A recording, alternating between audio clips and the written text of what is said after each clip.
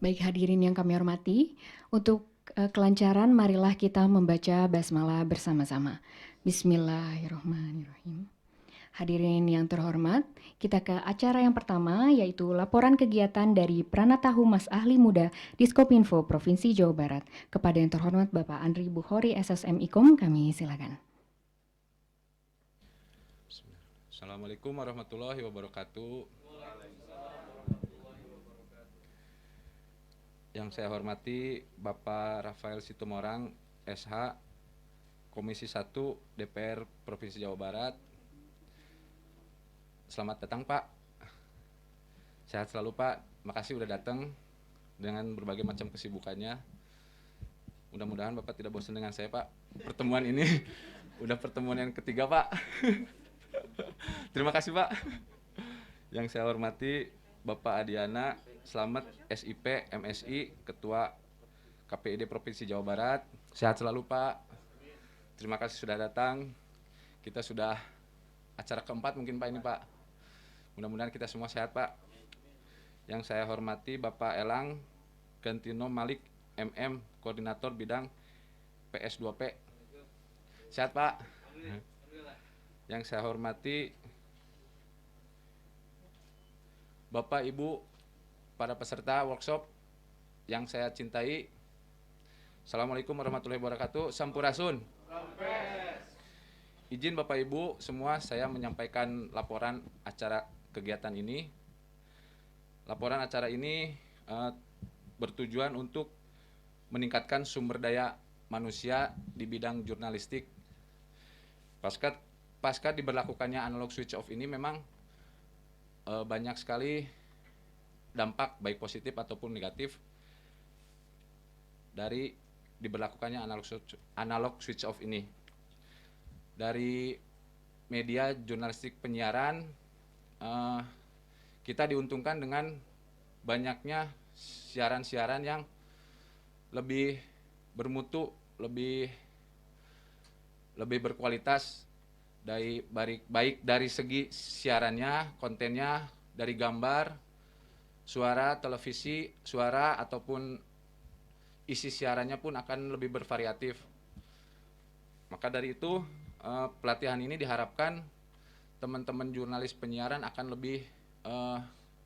lebih mendapatkan wawasan informasi terkait dengan analog switch off ini untuk mengisi konten-konten di TV digital yang sudah berlaku di Bandung Raya.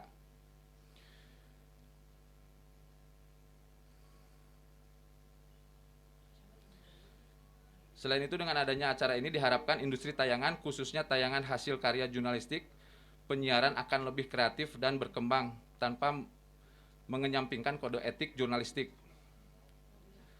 Bagaimana cara kita mengemas hasil karya jurnalistik dan menyampaikan kepada masyarakat agar lebih menarik dan mudah dipahami.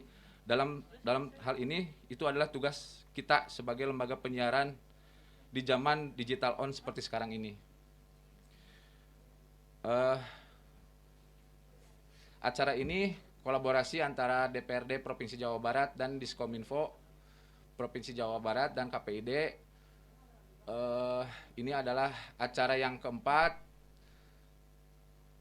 Kita selalu mengkampanyekan, mengkampen, menginformasikan kepada masyarakat mengenai analog switch off ini. Demikian yang bisa saya sampaikan. Mohon maaf atas kekurangan, barangkali tidak berkenan. Billahi taufik wal hidayah. Wassalamualaikum warahmatullahi wabarakatuh. Terima kasih Bapak Andri Bukhori SSM IKOM dari Diskominfo Provinsi Jawa Barat. Baik hadirin yang kami hormati, selanjutnya sambutan dari Ketua KPID Provinsi Jawa Barat kepada yang terhormat Bapak Dr. Adiana Slamet SIP MSI, disilakan.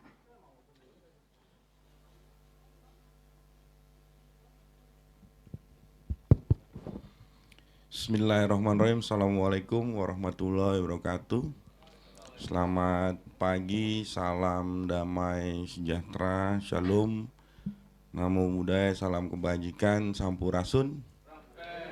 Jadi harus lengkap, kalau nggak lengkap nanti gawat. Yang saya hormati anggota Komisi 1 DPRD Provinsi Jawa Barat, Bapak Rafael, yang 1 bulan ini gitu bertatap muka dengan kawan-kawan penggiat penyiaran. Terima kasih Pak Rafael sudah coba memfokuskan pada isu-isu penyiaran di Jawa Barat, yang tentunya ini adalah satu kekuatan yang tidak bisa diindahkan, karena saya selalu bilang bahwa penyiaran di Jawa Barat ini adalah miniaturnya penyiaran di Indonesia. Saya harus mengucapkan terima kasih pada Pak Rafael selaku anggota Komisi 1 DPRD Provinsi Jawa Barat yang menaungi permasalahan-permasalahan penyiaran di legislatif. Yang saya hormati Wakil Ketua KPID Provinsi Jawa Barat, Mas Ahmad Abdul Basit, Koordinator Bidang PS2P, Kang Elang Gantoni Malik, Kang Andri. Kang Andri ini luar biasa. Ya, terima kasih. Kang Andri mewakili Ibu Kadis gitu ya, Pak Kabid, IKP gitu, untuk coba berkolaborasi dengan seluruh komponen yang mempunyai konsen terhadap permasalahan penyiaran di Jawa Barat. Dan ini adalah bukti nyata bahwa keseriusan Jawa Barat gitu untuk melihat bahwa penyiaran ini suatu hal yang sangat penting di Jawa Barat ini gitu. Terima kasih Kang Andri. Yang saya hormati dan saya banggakan kawan-kawan dari lembaga penyiaran yang hadir pada pagi hari ini. Terima kasih. Ini adalah agenda yang kemudian KPID Provinsi Jawa Barat ikut nimbrung gitu ya, bersama DPRD Provinsi Jawa Barat dan Diskominfo Provinsi Jawa Barat dalam menyoal permasalahan-permasalahan pasca analog switch off, yang tentunya kita semua tahu bahwa penambahan stasiun televisi baru ini bukan menjadi satu hal yang mengindahkan proses demokratisasi penyiaran yang bertonggakan pada diversity of ownership dan diversity of content.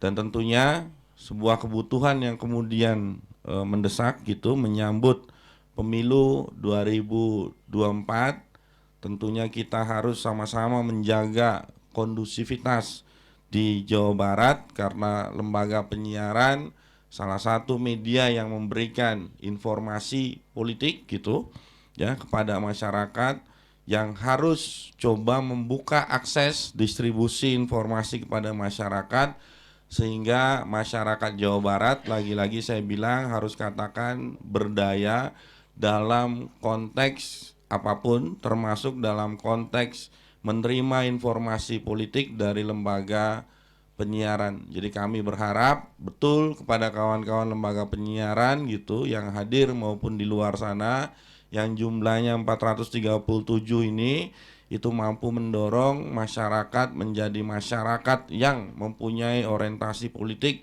dengan nilai-nilai kaidah etika dalam coba memunculkan program-program isi siaran tentang kepemiluan. Mungkin itu yang bisa saya sampaikan. Mohon maaf kalau ada kata yang tidak berkenan. Wassalamualaikum warahmatullahi wabarakatuh. Terima kasih kepada Ketua KPID Provinsi Jawa Barat, Bapak Dr. Adiana Slamet SIPMSI. Baik hadirin yang kami hormati, selanjutnya sambutan sekaligus membuka acara oleh anggota Komisi 1 DPRD Provinsi Jawa Barat. Kepada yang terhormat Bapak Rafael Situmorang SHMH, kami silakan.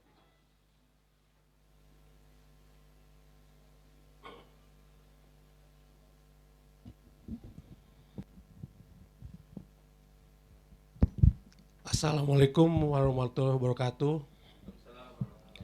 Salam sejahtera untuk kita semua.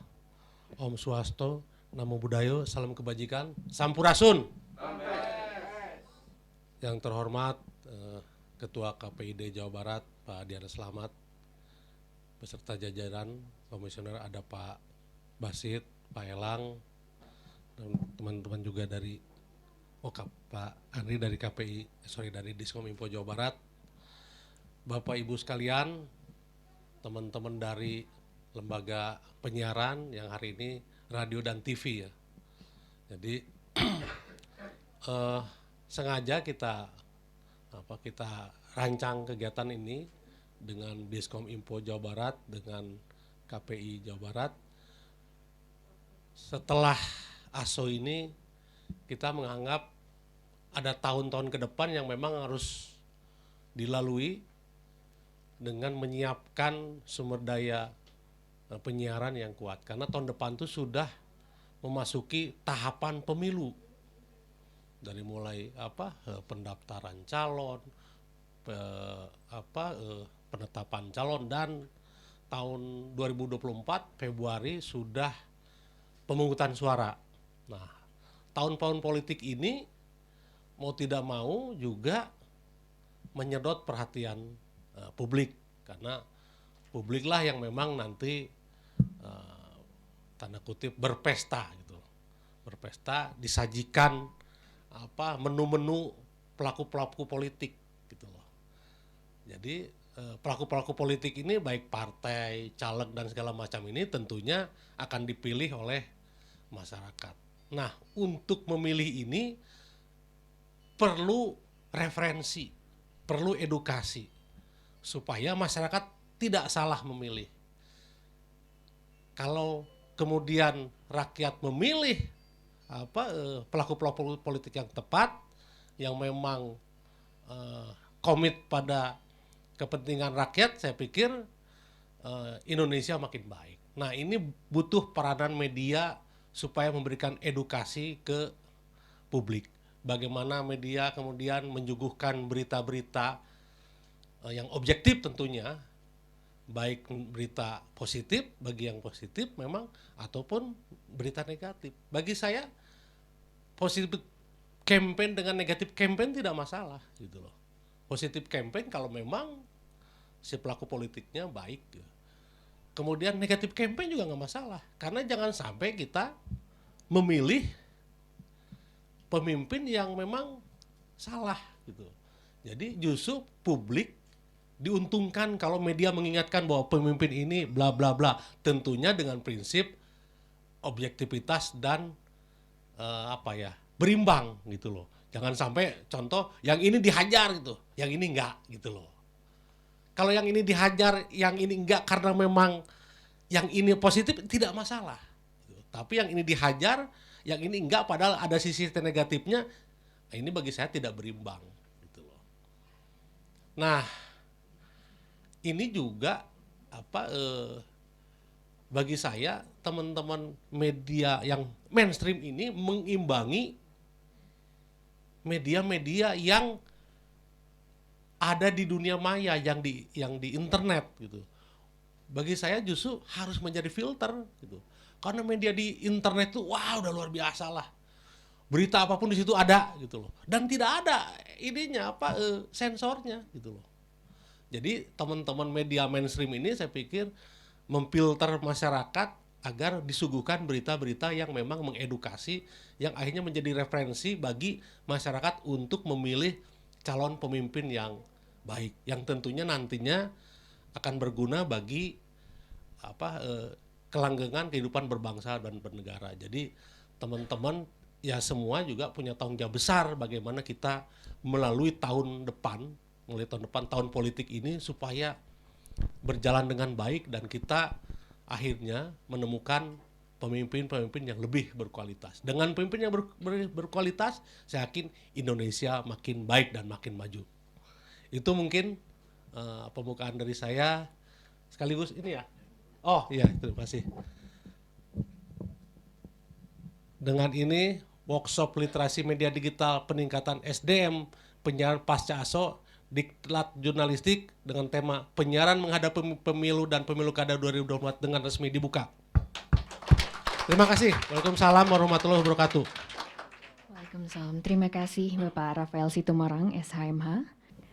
Baik Bapak Ibu yang kami hormati, kita ke sesi selanjutnya yaitu acara inti, paparan dari para narasumber yang sepenuhnya akan saya serahkan di sesi satu ini kepada moderator kita yang luar biasa. Saya akan bacakan dulu CV-nya sebelum saya sambut. Beliau ini masih bagian dari KPID Provinsi Jawa Barat, namanya Teh Cynthia Nurfitria Eshum Msos. Beliau adalah dosen di STAI Yapata Al-Jamawi dan juga pemantau bidang isi siaran KPID Provinsi Jawa Barat. Riwayat pendidikan beliau itu di S1 jurusan Bahasa dan Sastra Inggris UIN Bandung dan S2 Komunikasi Penyiaran Islam di UIN Bandung. Beliau juga aktif dalam beberapa organisasi yaitu Alam Jabar, Teater Awal Bandung, Pencaksilat, Keratologi Matahari, kemudian grup diskusi filsafat dan seni Degung Cisewu. Untuk itu kita sambut bersama Teh Cynthia Nurfitria. Kita beri aplaus yang meriah dulu dong. Bismillahirrahmanirrahim. Assalamualaikum warahmatullahi wabarakatuh. Sampurasun. Kumaha daramang bapak-bapak, ibu-ibu, akang teteh, alhamdulillah ya. Puji syukur marilah kita panjatkan kehadirat Allah Subhanahu wa taala yang mana dalam kesempatan kali ini di hari yang berbahagia ini kita semua masih diberi kesempatan nih untuk bertemu dan bertatap muka secara langsung. Dan kebetulan ini adalah acara yang diselenggarakan antara kolaborasi dengan DPRD Provinsi Jawa Barat, Diskominfo Provinsi Jawa Barat dan KPID Provinsi Jawa Barat yang keempat. Mudah-mudahan kita semua tetap diberi kesehatan ya. Amin ya Allah ya Rabbal alamin. Oke, tema kali ini adalah terkait dengan workshop literasi media digital, yakni peningkatan SDM pasca analog switch off atau pasca ASO. Wah, ini banyak sekali PR nih yang akan dibahas oleh narasumber-narasumber kita pada kali ini.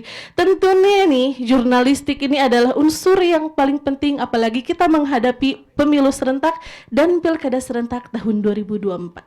Oleh karena itu, untuk mengefektifkan waktu, saya undang untuk duduk bersama saya di depan ketiga narasumber kita pada hari ini. Kepada Bapak Rafael Situmorang SHMH, saya persilahkan, kemudian kepada Bapak Dr. Adiana Slamet SIP MSI, dan kepada Bapak Langgantoni Malik.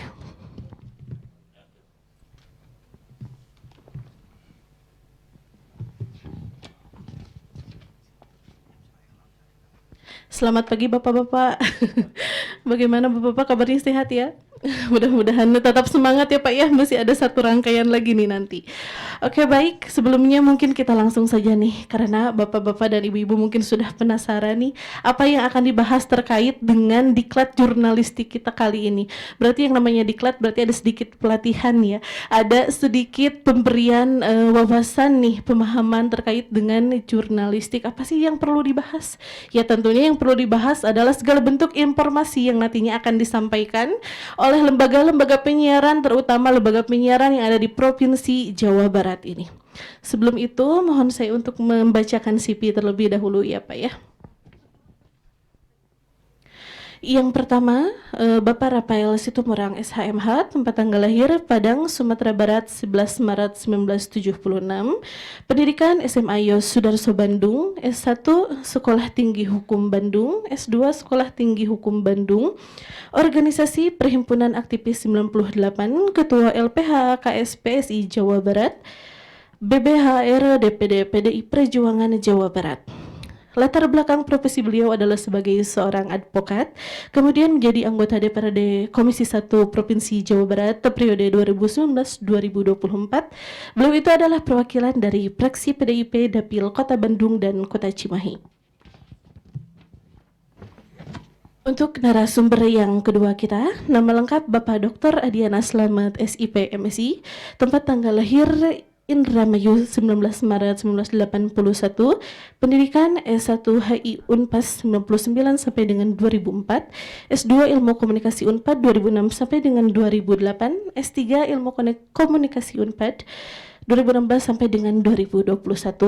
Untuk organisasi, beliau pernah menjadi Kabid Pengabdian Masyarakat IKA Dharma Ayu Bandung, kemudian Dewan Presidium Solidaritas Mahasiswa Seluruh Indramayu se-Indonesia, Kepala Departemen Litbang Hima HI Unpas Bandung, Kepala Divisi Penelitian dan Pengembangan Center of Indonesian Democracy Bandung, Staf Puslitbang DPP Persatuan Pendekar Persilatan dan Seni Budaya Banten Indonesia, Wakil Ketua Komisi Gema Nasional Jabar, anggota Perhumas Jabar dan pendiri LKKP. Kemudian pekerjaan beliau 2004 sampai dengan 2006 staf dosen pada Fakultas FISIP dan Fakultas Hukum Universitas Matalu Anwar Pandeglang Banten.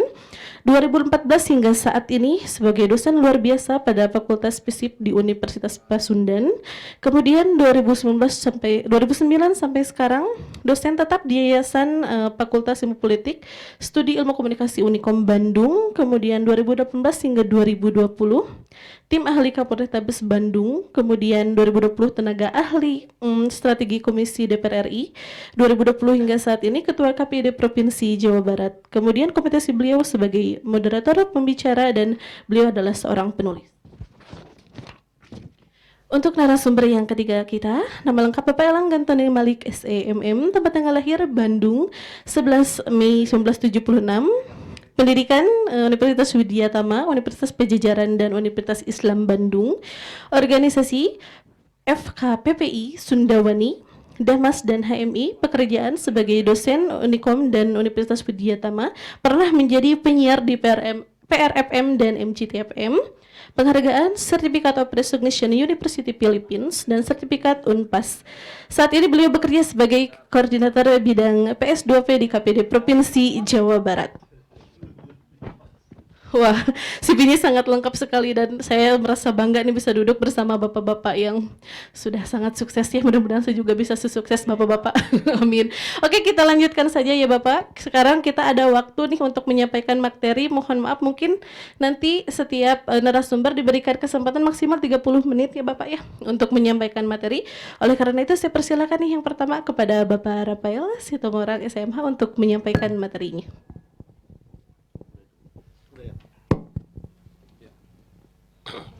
Terima kasih Ibu Moderator.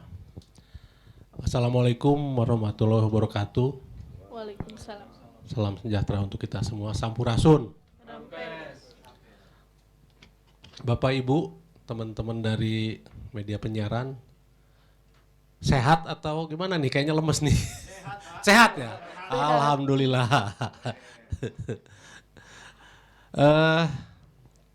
Tadi sudah dibahas pada saat pembukaan. Jadi bagi saya memang pers itu berperan pertama mengedukasi publik, bagaimana publik disuguhi produk-produk penyiaran yang mendidik, kemudian juga media penyiaran juga menjadi kontrol bagi negara gitu loh, bagi negara supaya negara memang berjalan sesuai dengan kaidah dan hukum yang sudah ditentukan. Kalau bahasa dulu mungkin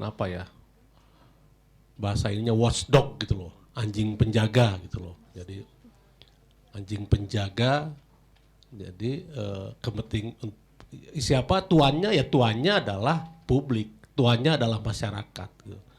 Jadi jangan sampai negara salah jalan lah. Jadi kalau negara salah jalan ya pasti oleh anjing ini digegel gitu, cek bahasa Sunda nama gitu loh. Jadi digegel ya, ini tugas teman-teman media. Nah, dalam menghadapi tahun-tahun politik, tahun depan itu tahun ini bahkan sudah mulai tahun-tahun politik, verifikasi partai politik gitu loh. Verifikasi partai politik sudah mulai, dan pasti tahun 2023 lebih lebih dinamis lagi masyarakat, karena sudah mulai penjaringan calon-calon anggota dewan gitu. Bahkan sudah mulai penjajakan calon-calon presiden. Dari sekarang juga sudah mulai. Nah, maksud saya memang teman-teman mainstream ini mesti menyajikan fakta dan informasi yang pasti harus independen. Yang pasti harus independen, dan memang penting independensi ini. Bagi saya dengan independensi media publik diuntungkan gitu loh. Nah, jangan sampai ya ini, mudah-mudahan tidak lah. Ada pengaruh gitu, ada pengaruh dari kepemilikan media kepada konten berita. Mudah-mudahan teman-teman KPI tetap menjaga kepentingan publik lah yang lebih dikedepankan. Karena ini penilaian saya memang ada arah ke arah sana gitu loh, bahwa kepemilikan media itu mempengaruhi konten berita gitu loh. Jadi jangan sampai, kalau menurut saya memang siapapun pemilik media, teman-teman penyiarnya tetap harus independen gitu loh. Jangan sampai dikontrol oleh pemilik-pemilik media. Nah, karena kalau sempat nanti mempengaruhi isi siaran, itu ya publik yang dirugikan gitu. Karena pasti informasinya pasti tidak terimbang. Informasinya pasti sangat subjektif gitu. Ai calon ieu didukungku, maaf ya, TV ieu dialus-alus gitu. Karena ini tidak punya afiliasi politik, ya nggak ada beritanya gitu loh. Nah, ini saya pikir tanggung jawab kita bersama lah. Karena bagi saya, kalau bicara soal keberimbangan, jangan berharap dari pelaku politik. Nggak mungkin itu. Nggak mungkin. Saya contohnya, saya kader partai, pasti ngalus-alus calon saya gitu loh. Kan dagang, kita mah dagang. Kalau dagang pasti ini kan sales gitu ya, pasti yang terbaik yang punya kita. Pasti yang terbaik yang punya kita. Nah, media massa yang harus menjadi penyeimbangnya biar publik mendapatkan informasi yang benar gitu, informasi yang objektif. Jadi jangan berharap dari pelaku politik, sangat tidak mungkin gitu loh. Karena pasti pelaku politik pasti menurut dialah yang terbaik gitu loh. Jadi saya sih berharapnya begitu. Nah, bagaimana nanti ke depan ya, saya pikir teman-teman KPI harus tetap mengawal ini supaya on the track gitu loh. Nah, siapa yang tadi pernah ngobrol kita, Bill Kovec itu seorang ahli jurnalis. Dia pernah bilang gini, demokrasi yang tidak anarkis tanpa jurnalisme politik yang baik. Artinya demokrasi tidak akan baik tanpa jurnalistik yang baik gitu. Jadi betapa pentingnya peran teman-teman dari media penyiaran. Karena demokrasi yang baik itu ya ditentukan oleh jurnalisme yang baik. Bahkan dianggap media ini menjadi pilar keempat dari demokrasi. Nah, kalau sebaliknya menurut Bill Kovec, formalisme kemudian jurnalisme yang menjadi propaganda politik itu menjadi racun bagi demokrasi.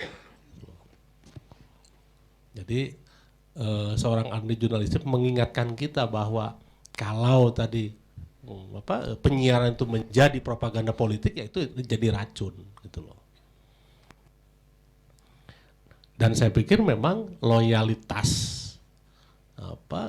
pelaku penyiaran, teman-teman yang di redaksi itu ya loyalitasnya kepada kepentingan publik, bukan kepentingan pemilik media gitu loh. Nah, Yang kedua memang menurut saya pentingnya teman-teman media penyiaran itu tadi untuk menyeimbangkan lah ya, memfilter fenomena digital sekarang gitu. Jadi media sosial sekarang itu kalau tidak diimbangi oleh media mainstream itu bahaya gitu loh. Kita tidak mau ada keterbelahan lagi lah di tahun-tahun politik ini dengan dengan media mainstream yang malah sama dengan media yang ada di internet. Gitu. Jadi saya berharap memang media penyiaran ini menjadi filter benar. Pasti kalau di media di internet kan berita apapun ada aja gitu loh. Wah, aneh-aneh lah beritanya. Baik yang pro dan kontra. Contoh kemarin saya kok aneh beritanya. Jadi judulnya itu bombastis. Ganjar Pranowo ditangkap KPK. Atau sebaliknya, Anies Baswedan di kerangkeng Formula E. Waduh, itu luar biasa itu loh. Luar biasa itu loh. Nah, kalau media mainstream saya pikir memang harus menjadi filter berita yang benar yang ini loh gitu loh. Karena kita tidak mungkin dapat konfirmasi dari media sosial, nggak mungkin itu. Karena di sana menurut saya hutan belantara gitu. Nggak ada ininya, nggak ada wasitnya lah. Nggak ada wasitnya di media sosial. Nah, dengan media mainstream yang independen, berimbang, nah pasti masyarakat diuntungkan gitu. Dengan berita-berita yang objektif tentunya ya. Jadi peranan teman-teman media menurut saya ya luar biasa lah. Menjadi pencerah dan ya pasti ujungnya adalah menjadi rujukan bagi masyarakat dalam menuntun di tahun politik ya. Jadi dituntunlah masyarakat publik ini oleh teman-teman media supaya jalannya terang gitu loh, tidak tersesat gitu. Jadi tanggung jawab teman-teman ini besar gitu supaya kita menyuguhkan berita yang baik. Nah, memang yang ketiga peranan teman-teman juga tadi saya ngomong bahwa nggak apa-apa menjadi black campaign menjadi negatif campaign dengan positif campaign bagi pelaku politik, nggak apa-apa. Karena bagi saya memang calon-calon pemimpin itu harus dibelejeti betul, dibuka betul latar belakangnya, track recordnya. Jadi siapa sih yang akan mengemban amanah di jabatan-jabatan publik ya? Teman-teman media ini ya nggak apa-apa memberitakan negatifnya. Bagi saya nggak apa-apa. Beda dengan black campaign gitu. Memberitakan, oh Pak ini sebelumnya waktu ini contoh calon gubernur, waktu jadi wali kota buat perda yang begini loh, yang aneh-aneh loh, yang merusak tatanan kota Bandung contohnya gitu loh. Ya nggak apa-apa gitu. Kalau itu bagus, track record calon-calon pemimpin dibelejeti betul gitu loh.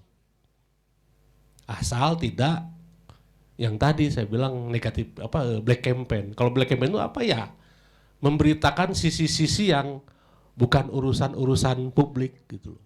Contoh, latar belakangnya dia dulu penganut kepercayaan A contohnya.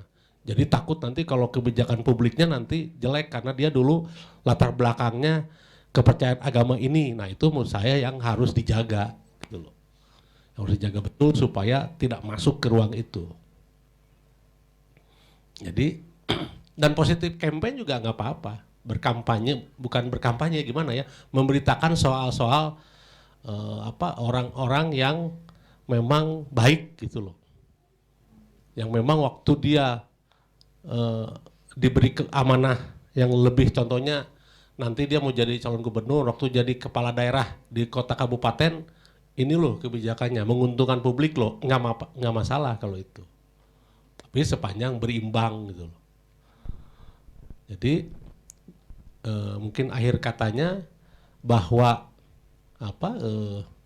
demokratisasi penyiaran baik konten dan kepemilikan menurut saya mempengaruhi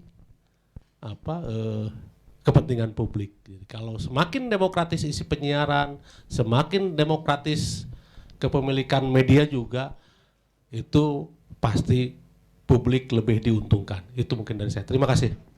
Ya, beri tepuk tangan nih untuk Bapak Rafael ya yang telah menyampaikan materinya terkait bagaimana nih lembaga penyiaran sebagai media komunikasi politik ya Pak ya.